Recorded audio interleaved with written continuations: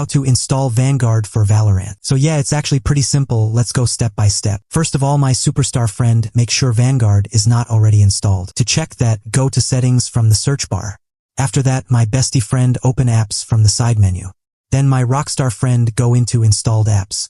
At this point, my favorite friend, search for Vanguard here and just confirm it's not installed. After that, minimize this page and type CMD in the search bar.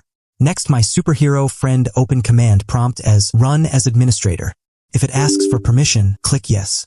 After that, my bestie friend in CMD run this command sc delete VGC and press enter. This removes Vanguard's Windows service, so Valorant won't work until it's installed again. Then my rockstar friend run one more command sc delete VGK. This removes Vanguard's kernel driver service, which also stops Valorant from running until reinstall. Now close CMD, go back to search, open Riot client.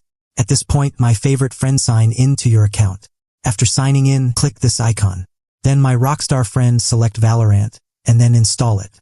After installation, hit play and enjoy. Still having issues? Drop a comment. Thanks for watching.